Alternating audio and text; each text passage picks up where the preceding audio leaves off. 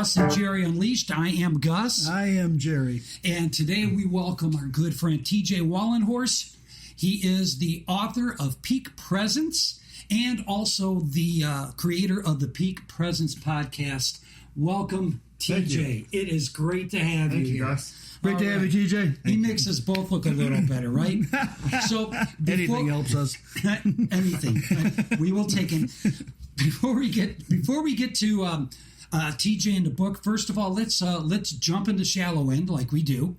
And do we need to tie up any loose ends from our last episode 4? I don't think we need to tie up any loose ends. We have to give a big round of applause for AJ because he did a phenomenal job. Yeah, so it was really fantastic. So thanks again, AJ. Yes, thanks so much. And thanks for getting this all teed up for us on YouTube and doing all the editing that we need to do, and we had a great time with you. So, and Challenger Baseball that we mentioned last time, it'll be back there at the Fields of Broadview Heights today on Diamond 3 it's every Sunday at 4 p.m. except for the 5th of July because it's 4th of July weekend. But other than that, we're out there. That's kids with special needs. If you don't know about it, they're out there and they're getting their day in the sun. And we make sure that it's a lot of fun, and we pump them up, and we make sure that they feel like the superstars that they are. Right. That's Challenger Baseball. Yep. My friend Brian Wolf, who runs that program. So shout out to Brian and Karen Wolf and great program. And everybody who's involved with that. Because and Steve Guiazda, you guys are fantastic. So I'm going to be there one Sunday, but to play. Yeah, exactly. Just come with it. I think we could get you in. You know, but there's a 22-year. But we allow for coaches to bat. So Coach Jerry. Will take up the lumber. I'm known for coaching the wrong way. Anyhow. Yes, exactly. All right. So I wasn't going to say it, but. Last time we talked about faith over adversity. Today our episode is going to be centered on forgiveness and freedom from despair. And before we go any further, we do have. Do we have a word? Do we have a word today? We got a word. What's our word? Valachor. Is it Valachor? Valachor is even better. Yeah, we've done it. We've done it a couple times. Have. Everything gets a CH in it. Well, West Virginia people talk differently. That's what happens. So anyhow, the strange willfulness of used bookstores. And if you haven't been into a used bookstore, I highly encourage you to go into one and find one. It's really very fascinating what's out there, what kind of books you can uncover, what stories you may have wanted to read you can find there. If you can clear the dust and take a look at them all, it's very, very cool. So that word would never come up unless you were in a used bookstore for some reason. Yes. Also, in psychological terms, it also what is it? Does it capture some kind of essence there? The nostalgic dust, if you will. Yes. The nostalgic dust of grievances that we refuse to throw away. That's our personal book. Which may be a little foreshadowing. Yeah. Constantly thumbing through them like a familiar old book.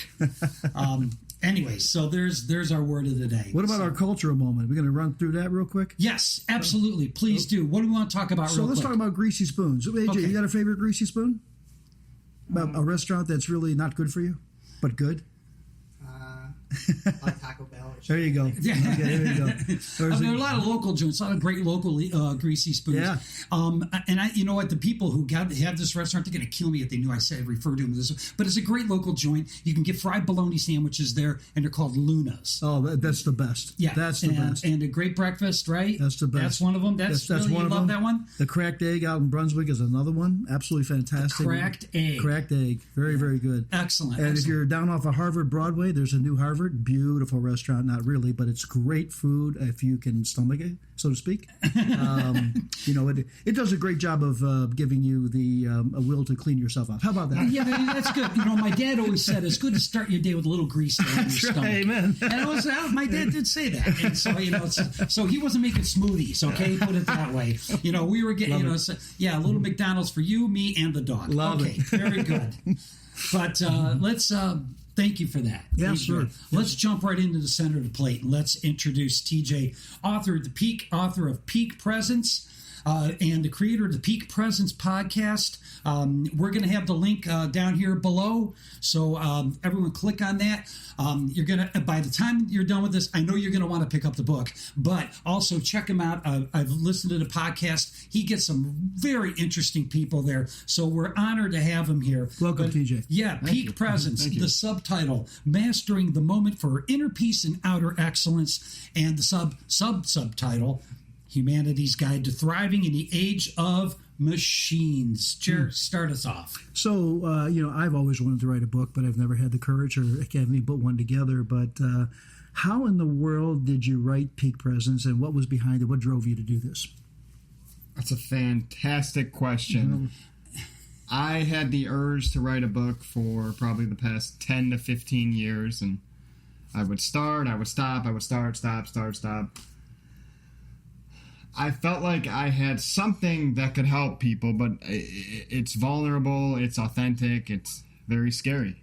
It's like, what if people judge me? What if it misses the mark? And this entire process to put this book out into the world, it honestly felt like it came from something beyond me.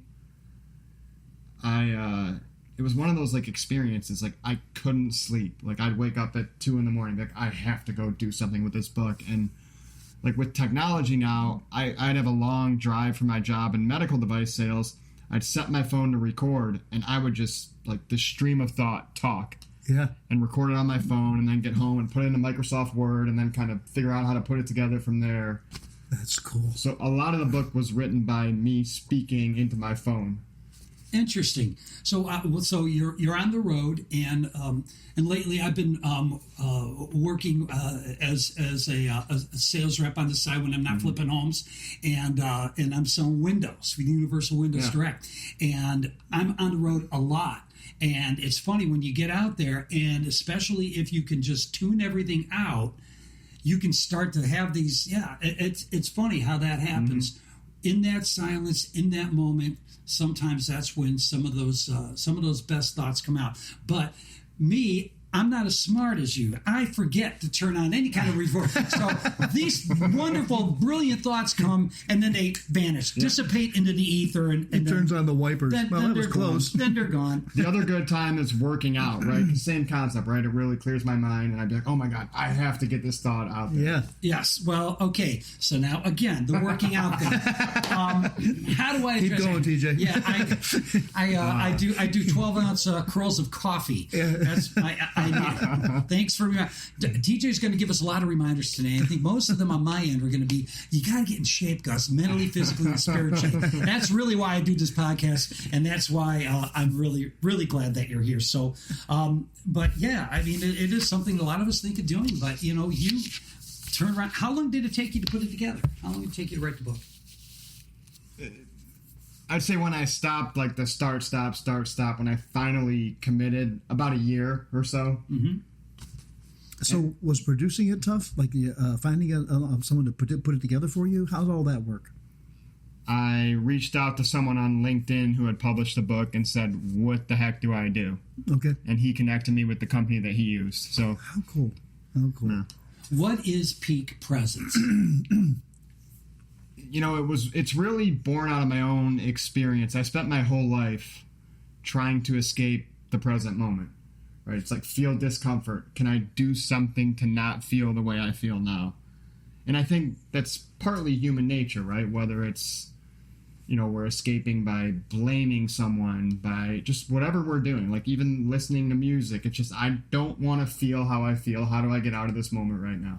Wow. Because it's uncomfortable, it's unsafe, it's that fear, because we're wired for safety. It's always the next moment's going to be better. Yeah. And then I get there, let's get to the next moment. And how do I get from this moment to that? I think we've all gone through something like that. Yes, absolutely. I can definitely relate to it. Now, you talk in the book, you cover a lot of ground, and having that peak presence, and in presence, you're referring to the present tense. Am I right? The moment. The moment. Right here, right now. Where we're at right now. Everything we've ever done, our entire lives, everything we've ever thought, done, said, wrote down, anything at all, has led us to this exact moment that we're sitting down here right now. For whatever reason, I'm not sure. Go figure. I don't know why, but it's here. Yeah. So in this book, and it is a very interesting book. I got to tell you, it's an eye opener, and it deals with some topics that are pretty heavy, and that's good because I think it's good. I think for people to get comfortable with the uncomfortable in order to grow. Does that sound right? You talk about topics that are as heavy as it gets, and when you're taking things like this seriously, or just using it, or just kidding around, using it to describe aggravation or disappointment or that, I mean, I'm referring to hell. You talk about hell, not that place of punishment as you learn, but like a mirror that reflects whatever you feed it. And when you feed yourself fear, resentment, the world's going to give you all the necessary evidence to back up the ingestion of that poison. And the quote I take directly from the book is, "Religion is for people who don't want to go to hell. Spirituality is for people who have already been there." Tell me a little bit about that, because that is fascinating, and it kind of moves away a lot of preconceptions about that place we call hell. Tell me about it. Yeah, so I grew up Catholic, and there's nothing wrong. There's a lot right with all the major world religions, but for whatever reason, my young mind, when I was in Catholic schools, was I have to behave a certain way to make sure I go to heaven when I die. How'd that go for you? I created this fear-based reality. Right. And you're not the only one. I'd be lying in bed. I'd be like, oh my God. You got a lot of company. What if my parents go to hell? What if my sisters, my cousins and my friends? And I was like, I have to pray everybody to heaven tonight. And I'd lay in bed for hours praying for my entire family, all my friends, to make sure that in case we died, we're going to be together in heaven. That's right. Wow. What a tough journey. Yeah. What a responsibility you put on yourself. I mean, that's a heavy responsibility. You grow up in that situation where it's more, today we know it's more institutionalized than it was guidance of spirituality. And then you're stuck and you're worried and you're concerned and you have to conform and you got to put a tie on and a shirt and walk in a straight line. And if you don't do that, watch out. Mm-hmm. Yeah, sounds like Catholic. And I'm not bashing Catholics. Right. No. Yeah. Because I am one. We're a couple of them. Right? But you know what? I think, but it's important because, a lot of people, especially as children, in the Catholic faith, there's a lot of guilt going on with that. And, and that's parents trying to keep kids in line. And parents will, and teachers will, and even some priests will, leverage that to do that.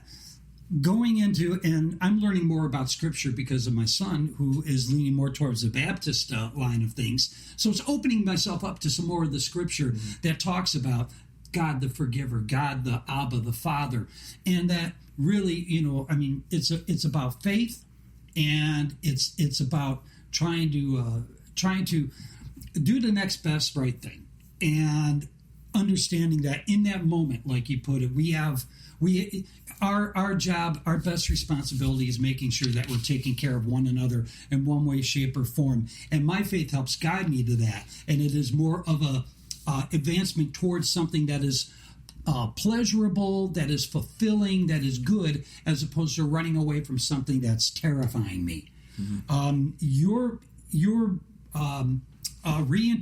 Your personal reintegration of hell, as you describe it in the book, talks about that mirror that reflects whatever you feed it, that resentment, the fear.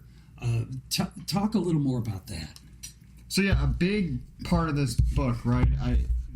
Over many, many years, I've read maybe thousands of books on spirituality, on psychology, on just how our thoughts create our reality, and the law of attraction. And it's kind of like an integration. And in my worldview, they're all saying the same thing. Right? Life is lived right here, right now. Mm-hmm. If we're in the present moment, that's analogous with heaven. Mm-hmm. Hell is essentially guilt about the past, whether something someone else did or some organization or that I did, or it's worry and anxiety about the future. Mm-hmm. But if I'm in the present moment, I can't have either of those. If I'm right here, right now, just expressing love the best I can and receiving love the best I can. Wow. So, if you're looking at the term in terms of hell, and you're looking at it in terms of what we're bringing to the table and what we're feeding ourselves, if it's fear, if it's resentment, if it's hate, these are the things that put us in our own hell. Yeah, I mean, think about it. Like, you look at society as a whole. I mean, as a culture, we can blame police, we can blame certain races, we can blame certain religions, right? That's sort of creating a collective hell in a society. We're good at that. Right. We're good at that. And I also do that individually in my own life. You know, I wrote a book, but I'm still practicing this every single day. You know how often I blame my wife for my internal state? Multiple times every single day. My wife blames me, so I get it. Yeah, I mean, right. We'll give her this book. Amazon. There you go. Absolutely. And I will recommend it more than once before we're done. So I have a question. When you say, spirituality is for those who have been to hell. Yeah. And I think every day we can wake up and live a little hell of our own, just rehearsing our life, reviewing our life, going through it, and all that type of stuff. So there's got to be learnings in there. I mean, there is for me. Like when I sit down and I learn that, okay, at this moment I did this, which wasn't quite right. I want to improve on doing this for the next time. It does improve my spirituality, I believe anyway. But do you have like a guideline for that, or is it just sit down and think through things as they come?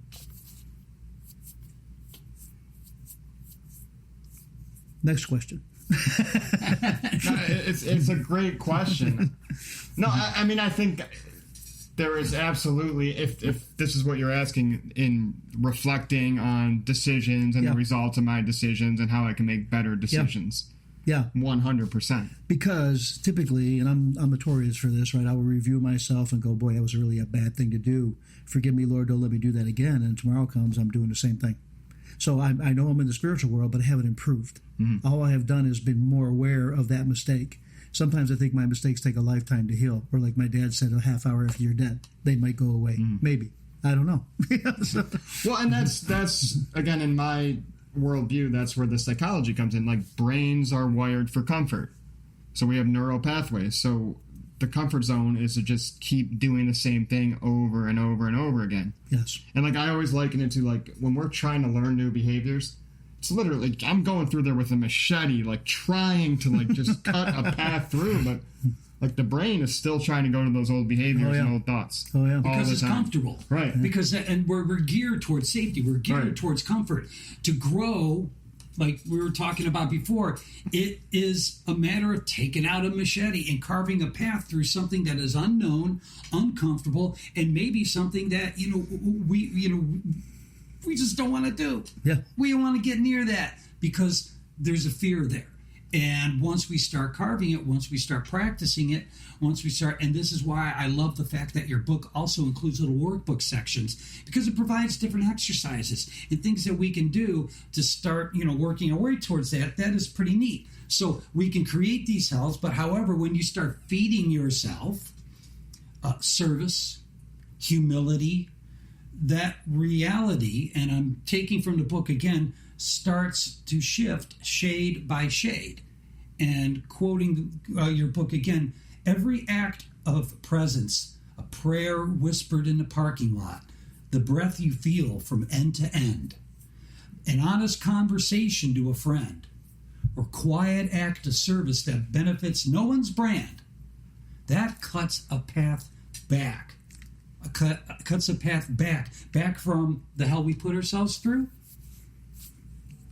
That would be accurate. Okay. All right, cool. I'm getting it little by little. So, service. Yeah. I did a little video, a little 5-minute thing on being stuck and ways to get unstuck. Prayer is definitely big, and you mentioned that. Having an honest confession to a friend. If I say conversation, I misspoke. But something that, we're making an amends, or, we're trying to right a wrong. We're, going into, and I'm jumping ahead into the deep end a little bit, forgiveness for ourselves or forgiveness for someone else. These actions, these things that we can work on little by little to shift that reality shade by shade. We can do that in our own life, but it's a matter of making that choice. Am I right? I mean, what are some of the ways that that we can employ? So people service. I don't know. I don't want to volunteer for something. But what are some of the simple ways that we can serve? So how often do you pull into a grocery store parking lot and there's just carts everywhere? Often. How often you go and get all of those cards and put them away? Quite honestly, I don't get them all, but I do take a few. There you go. They're quite simple, right? I've done it. Gus is the guy leaving them in the parking lot. I'm the guy who left them there. So I apologize for that. I owe everyone an amends on that one for leaving the shop. You got a great example, though. Or, driving here. I thought I saw a turtle trying to cross the road. That's why I was a little bit late. So I turned around. I was going to... It ended up being a roadkill. It wasn't a turtle. Oh, okay. Well, we could have thrown it on the grill. Well, I could have provided some things like that. Just was it a turtle? No, it wasn't. Oh, okay. Turtles are delicious. No, that's well, not going to try it, but no, absolutely. Where we live out here, it's kind of like Dear Manhattan. Yeah. There are woodland creatures diving onto the road all the time, and so we do our best to try to avoid them once in a great while. The inevitable happens, even if you're careful. And I feel terrible about that, even after living here as long as I have. I think TJ's point is it's the simple things that can make a difference, like retrieving the carts, or like stopping just to make sure that creature of God's got there safely, or whatever it is. How many times are you on 77, 71, or any freeway and you see somebody broken down, but you're going 70 miles an hour? Well, what do? You can't just exactly pull over. Right. But you want to make sure that person's okay. Most times I can't get over to help them, but I do say a prayer for them for what that's worth. A lot of times I have stopped. Now, here's a funny story for you, right? So one time in my corporate career, I'm driving from Nashville, Tennessee, down to, I think it was Gatlinburg. I don't remember, but saw this woman walking on the side of a road. I think it was 40, and it's pouring rain. And I see her just walking, and I see nobody stopping at all to help her. So I did get off. I went back around, took a little bit of time, went down the berm, pulled up behind her, and got out and said, "Hey, ma'am, I'm not here to do you any harm. Just seeing you walking for a while. Do you need a ride?" And she did. Her car broke down a couple miles back, which I think I saw, and her husband's in the hospital, which was the same exit I was getting off on. So I took her to the hospital, dropped her off. I have no idea what happened. Mm-hmm. And from there, the only point is something as simple as that. If you can do it, you should do it. Right. Think about it. We were kind of talking about blame earlier, right? So if I'm going through the day, my wife did this person did that, the Democrats or Republicans did that. Right. It's all happening to me. Yeah. So essentially my problem is I'm obsessed with myself. Which I'm so guilty of that, which is really how all this was born. A lot of good people taught me, go do things for other people. Yeah. How do you not be obsessed with yourself? You do these small good deeds for others. Amen. Right. Slowly those neural pathways are back to those are going to gear more towards service than towards self-obsession. Right. And these things, as we speak about them, they make us feel better because we feel better about doing something good.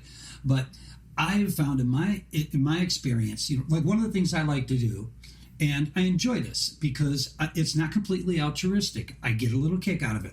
If someone is ringing me up at a store or something, and you could kind of see from their body language that they're having a crappy day, I like to say something that, I'll bless them a little bit, compliment them on a blouse or something, or, just kind of joke around with them, make light of things, try to say something that kind of lifts their spirits a little bit. I get a little kick out of that. I enjoy doing that. That's easy to do when I'm having a great day. If I'm getting ready to do this podcast, I'm in a good mood. I enjoy doing it. It's fun. I'm talking to friends. It's easy. It's great. If I'm out there and I'm on the road and I went to Warren, Ohio, and I had 3 appointments and I was 0 for 3, and I'm just like, you know what? I may go and grab myself a nice tea from that that gas station. Yeah. But it's a little bit trickier to summon that place in me. But I try to find it anyway because I really do believe, and that's why I wanted to isolate service for a minute. I do believe that there is something positive about that. If not when you're having a good day, it's when you're having a crappy day. Do something simple and nice for someone else and watch how it changes your own state. That has been my experience. And that's why when I found that in the book, I'm like, this makes complete sense. Service unto others is just something so simple to do. There's nothing complicated about it. Simple act of kindness. Simple act of kindness. It would change the whole doggone world. It really would in a minute. Just being kind word, kind act, kind deed, whatever it is. It doesn't take much. Yeah. It really doesn't. We're so far removed from it, it's scary. And the greatest gift we get is our own peace. Yeah, exactly. That's what we receive when we render service to someone else. So I have a question for you, TJ. You say the book is not to be rushed. What do you mean by that? It's to be lived with. Yeah, this, like I said earlier, this whole book has been built. You probably heard me slam down on that. The mics do pick it up. That's right. Well, AJ takes all those out in post. So again, it was all born out of my own experience, and like I told you earlier, I've read maybe thousands of books, and like you were saying, kept going back to the old behaviors. Yeah. You know, I'd read a book and get done and like have this dopamine rush. Like, okay, right. I'm going to be different now. Wake up the next day and was the exact same person. So for me, it's just about ending that endless chase of escaping the moment. Because that's why I was reading all those different self-help books. What's going to fix me? How do I feel better? Right. And this, I tried to write this in a way. It's not going to be for everybody. But like if you are really at a place where you're sick and tired of just that endless search and you want to feel better and you want to make a positive impact, living with it is living with it. It's not sitting there and thinking about it. It's just small, simple acts. Right? The book gives the illusion of being really complex as you get to it, but then the end, it kind of flips it on its head about how simple this whole entire thing actually is. I think life is generally simple. We just complicate the heck out of it every day. Guilty. Now that I can say I'm guilty of it, and I'm guilty of that every day, and I do it, and I know I'm doing it, and I know I'm doing it in a moment, and I still have a hard time avoiding it. It's a character flaw, but I do, but I do have an understanding that, as long as I know that if I'm overcomplicating something, that, if I'm aware of it, I can forgive myself, jumping ahead, in that moment and try to just say, hey, look, don't beat myself up, try to do it better next time, or try to make that correction in that moment. The corrections that we make in the moment, in that present, are the most important ones. So, Gus, let me ask you this. So you guys just started this podcast. We did. Let's say 10 years from now, in your ideal vision, what does this look like? What kind of impacts it making? What does your life and this process of building this look like in 10 years? That's a great question. I think that if I was going to project 10 years into the future, what this podcast would have as far as an impact, it would be something that could help people, a place where people can go to find a place to get unstuck, a place where people can go to find a little lift, and that it's not just going to be sugar-coated. It's not going to be like, hey, here is, here's a piece of licorice, feel better. It's going to be something of substance. It's going to be something of spiritual nutrition for someone, and that they need that spiritual nutrition. They could find it. There are programs for that. There are churches for that. And I would like to think that this is another place for that. So the more people that we can give just a little guidance to, a little roadmap to a better place is what I see. And I would like to think that this book and the message you bring is a big part of that. I wanted to... should we hit on one more thing with the book, or should we jump right in? You can hit him with the book. If you don't like him, go ahead and hit him with the book. Okay, here we go. Hit you with the book. I wanted to just cover real quick. In chapter 15 of the book, you talk about resistance as a teacher. That resistance, if I'm having a bad day, to try to make someone else's day. You talk about why resistance matters. Christianity speaks of the refiner's fire and the painful heat that purifies gold by burning the weight impurities, and that you cite excellent examples of amazing success stories that started with that resistance, or just just life soul-sucking rejection, people like Sylvester Stallone, Oprah Winfrey, Michael Jordan, Steve Jobs. Why is it that the same wiring that kept previous generations of our ancestors safe keep us trapped in smaller versions of ourselves? It's biology.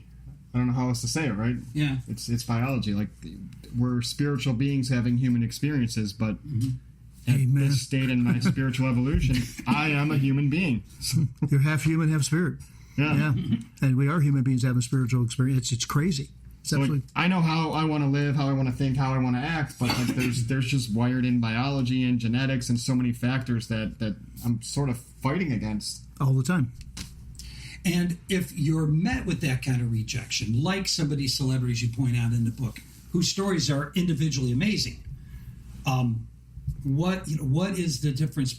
How does one flip that switch, so to speak, in the face of, like I said, soul-crushing rejection, something that you really thought you had something going. Like if I woke up tomorrow and I had all these comments, this is the crappiest podcast I've ever heard, Gus. You're wasting your time.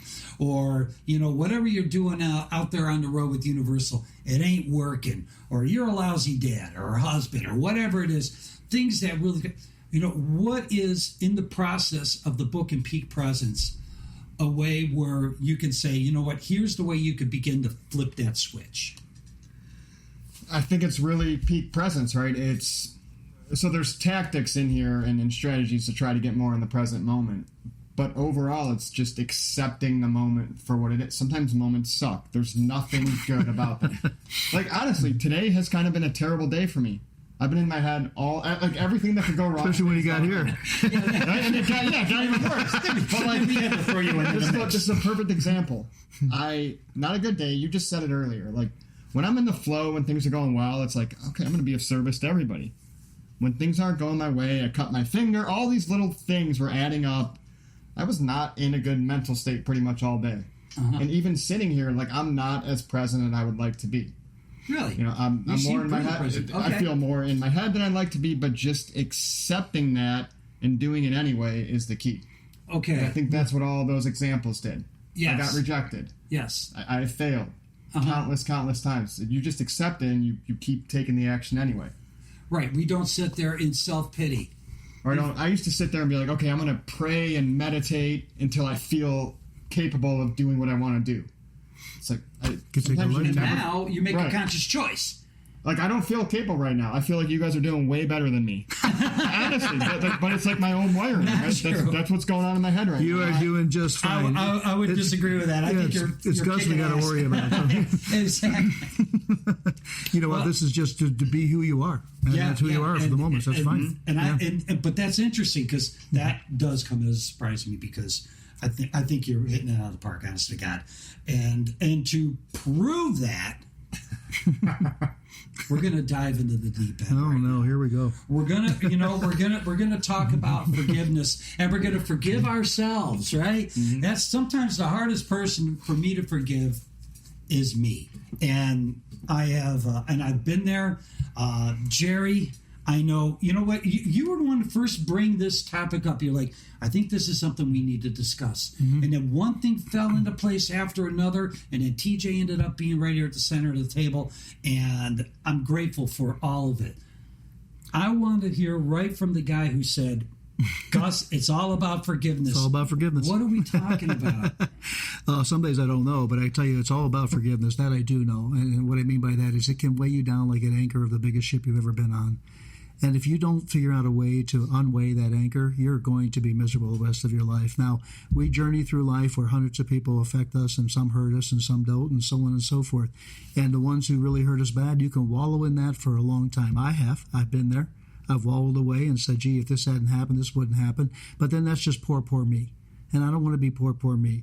So I've gone back in my mind over the years, and today I haven't anybody in my life that I haven't forgiven for whatever they've done to me or what I may have done to them. There's a two-way forgiveness here, right? I may have offended somebody, and I ask the Lord, hey, please forgive me for that offense towards that person. But if the person offended me in any way or did something to me, whatever it might be, I have buried all that. Many people I didn't even speak to for a long, long time I now talk to. I just have come forward and joined with the great power of the Lord to say, you're still my brother, you're still my sister. I don't have any judgment upon you, and I want to forgive you, and I hope you forgive me. I always ask for that forgiveness back, always, because I don't know how they feel. I don't know how they feel. Now, that doesn't make me good buddies with everybody. It just makes me some better than I was before. And some people I have regained some relationships with, so on and so forth. But I refuse to have it weigh me down as an anchor. I just won't do it. No way. You know what happened to me at St. Basil, and that is what it is. I don't have any ill feelings towards the priest or the people there. None. Right. Zero. I just moved on. Mm-hmm. It was better for me to move on, not wallow in it. So I did. Mm-hmm. So for me, bottom line, I think for everybody, you just take a moment, take a deep breath, go back through your mind, and if you're in deep anger for some reason, give it to the Lord and have the Lord guide you through it. And if you are so blessed, as I have been, go to that person if you can't. If not, then forgive them and move on. And that's where I'm at with it. I just refuse to wallow in it. And that's, I think, what's wrong with society. We're stuck in it. We really are. Yeah. No. That's it in a nutshell. What did they say about resentment? I don't know. What do they say? They say it's like drinking poison and expecting the other person to die. I think we're done. I think he just covered it. I know. I knew he'd be spitting wisdom. Grand slam. That's funny. That was beautiful. All right, well, nice talking to you guys today. Yeah, well, you're not getting off the hook yet. You dedicated a whole chapter to forgiveness, and I really want to talk about this because sometimes the hardest person to forgive is me, and that's the truth. I've been through periods in my life where where I have done and said things that have hurt others. And when I've hurt other people, especially people that are closest to me, I mean, that is something that I need to correct, that I need to amend, that I need to that doesn't get resolved in an instant. It gets resolved by living in a way that's better than I was living before. But you address that, and you address it beautifully in the book. That guilt that changes to the past and fear, and it pulls us into the future. Forgiveness for ourselves and for others is a sword that cuts both ropes. Without it, we are time travelers living everywhere but here. But with it, we are free, fully awake, fully alive, and fully present. I wanted to bring that up because I love that. Talk to us about how you address forgiveness, not just of yourself, but of others. That's a fantastic question, and we're in the deep end. I'm going to go deeper right now. Let's go. Let's jump. Put your scuba gear on. All right. Got it? I'm going to take one of the examples throughout history. We look at this person that seemingly is one of the worst people ever, Hitler. Did all these horrible things. Even to say that word, right, I probably shouldn't even say that name. But then there's the concept, most people believe in some sort of God, some sort of deity, some sort of creator. And we say it's all loving, it's only capable of love. And it will be like, there's pure evil in Hitler. Evil, if he was born pure evil. And it's like, okay, so there's this loving creator, and yet someone was born pure evil. Right. How that doesn't add up. How does that work, right? And as you dig deeper, you realize there is, right, this is the biggest example, but you look at someone's childhood and their upbringing and their culture, and like it's like, how did an entire country rally around like these radical ideas of Hitler? You dig deeper. Right. It's like after World War I, the country of Germany needed someone to blame. They were in a ton of fear, and here comes this guy. He's like making them feel better. Here's this belief system where you guys can all feel better about yourself, and we're going to get out of this oppression, and we're going to feel better. So there's so many factors, but he was just kind of the mass projection of a fearful country. If that makes any sort of sense. And so far, actually, it does. And historically, you have backup. I mean, you talk about how people, it's like, okay, one guy is a maniac, but how does he get a whole, and it wasn't everybody in the country, but so many people to back up that, and it was because somebody had to be the fall guy. Well, but he's from the same source that I am. I didn't create myself. Right. But he came from the exact same source that all three of us did. And me, it's this unconditionally loving, incomprehensible source, creator. Right, but that gave us free will. And how he manipulated that free will to leverage the people's discontent and to place blame, even if it was ill-placed. I think that as bad as he was, you don't get to be that powerful without being somewhat smart. And he knew what he was doing, and he used his free will to leverage it against a certain group of people, whether it be the Jews or whether it be, the allies that were, fighting against him.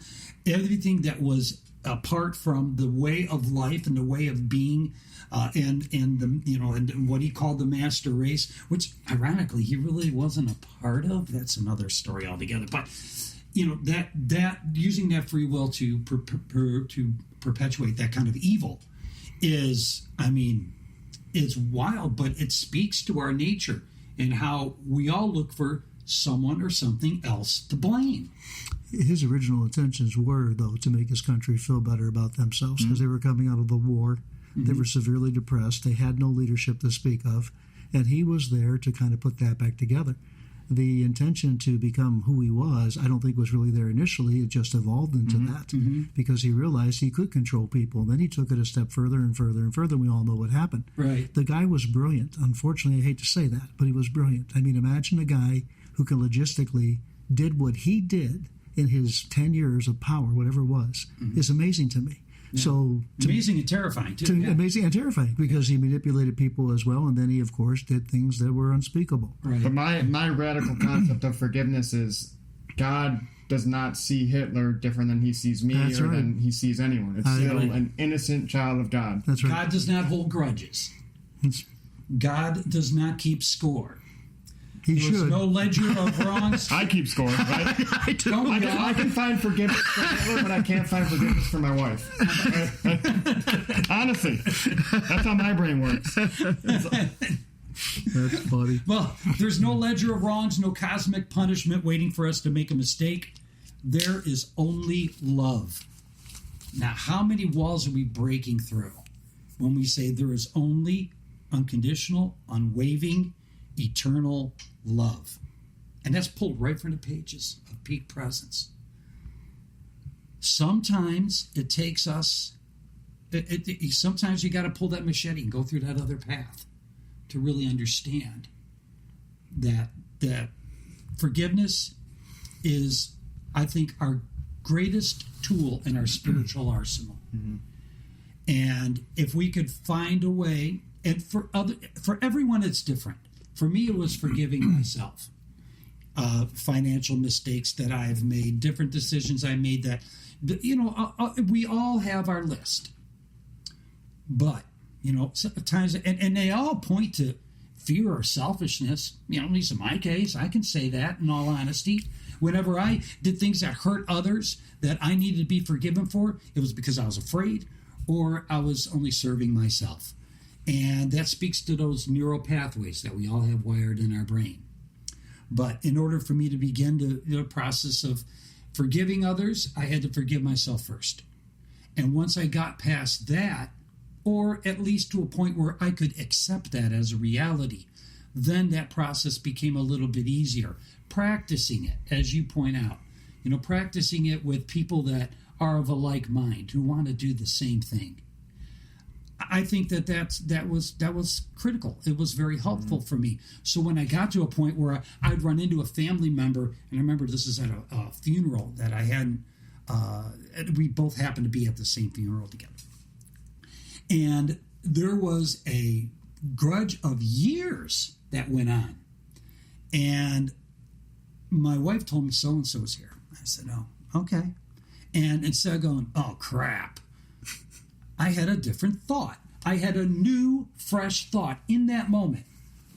And that thought was opportunity. Yeah. I mean, what? Yes, opportunity. I had an opportunity, and I used that moment to leverage that opportunity to smooth things out. And I went up to this person, and I said, I just opened with, I didn't know what I was going to say. And the only words that could come out of my mouth were, I wish you peace. And we embraced. Yeah. And a lot of crap emptied that room. And then, of course, there are people around. It is a funeral, so we're getting back to doing small talk with the people that are adjacent to us and all of that. But I walked out of there, feeling light as air. It was a moment that God afforded me, I believe, to make that right in that small way. And it wasn't so much the words, it was the sincerity. I think that just as important as love is authenticity. And to do either, if we're doing something and we're coming from a place that's selfish, a place that's fearful, chances are, in serving ourselves, we're probably going to be doing something that isn't right to somebody else. But if we're authentic about it and we realize it and we honestly want to make things right, I believe that God opens that door for us too. What do you think, TJ? Yeah, well, think about how Jerry started this, right? we've all held grudges in our life, right, at various times.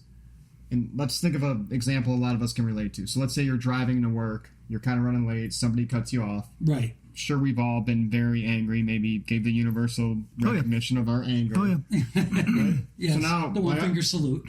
By us doing that, now that other person is in a worse mood, they're going to show up to where they're going and interact differently with people. Mm-hmm. I'm in a worse mood. I'm going to get to the office and probably be a jerk and not as friendly or as kind as I could be. So now it's starting to ripple outward. Right. Where kind of your example right now, what if I just say, God, help that person to get to where they're going to safely? Right. And be done. That prayer was for me, right? God's got everything else. That prayer was for me to be at peace so that I can show up differently in the moments of my life. Amen. I hit the table again. I love That's that. okay. I Do love what I that. want. Because that is true, and it's a conscious choice that we can make in a moment. But our neuro paths in our mind, you keep bringing that up because I think that's critical. I mean, they're so hardwired to react. It's like an instinct. It's a reflex. And, I know I have this reflex where that person driving by me who cuts me off, there's a reflex, and then the finger wants to go up. But it's like, you know what? But if I can just take a moment and give that moment an extra moment, I can make a different decision. And I could be different in that moment. And we all have that ability. I know for myself, I could realize it, but I forget it a lot. Maybe if I was doing something on a regular basis that reminded me of these things, I'd be a little bit of a better person. That would help me out. You could do the rapid fire Hail Mary. So when you're in that situation and you're ready to go, Hail Mary, full of grace, Lord, you just pray the prayer and you're done and let it go. Yeah. Pray that prayer for that person and for yourself and be done with it. Yeah, do the an RFHM.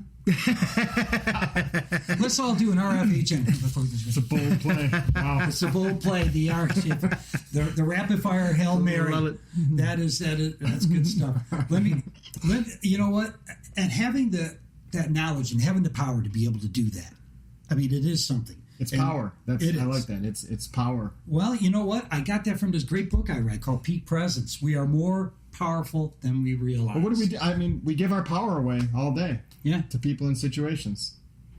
By taking ownership of ourselves, we regain that power. Huh.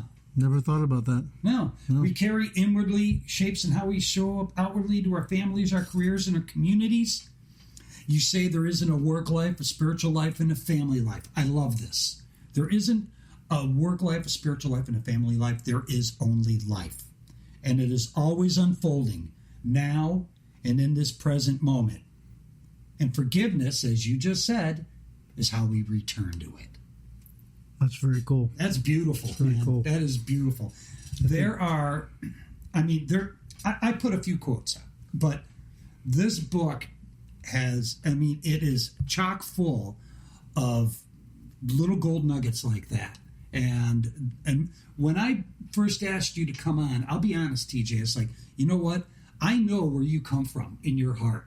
You're a good dude. And you know what? And we've had conversations before. We've shared how, we've fallen short, but we've also, we've given it, by doing that, we kind of give a little piece of our soul. Mm-hmm. And when you've done that in the past, it has given me the impression before I even cracked that book open, there's going to be wisdom in this book. There's going to be heartfelt solutions in this book. There is a way for people to get unstuck and gain some good spiritual fitness now and in the future. And then I start opening it, and it's just like there's one gold nugget after another. Giving up the illusion of guilt for the reality of innocence doesn't mean the work is easy. Some days you'll have to, and I dig this, you have to pry your fingers off old regrets, fears, or resentments one by one.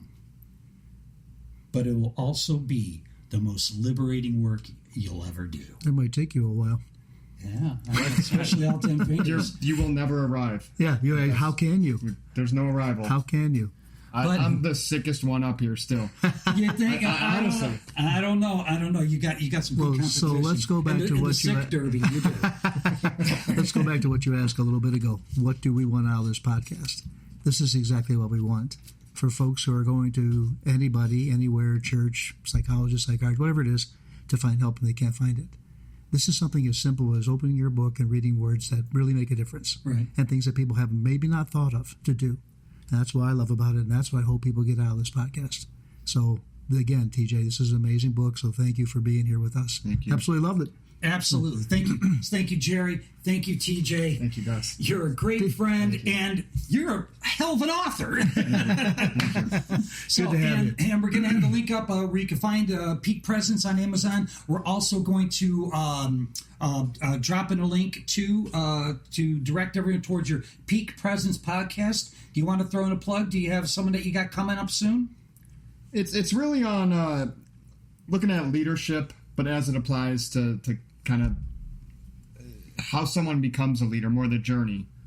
Because I've had low self-esteem my whole life, right? I look at people in leadership positions or people creating podcasts, and I'm like, how does that actually happen?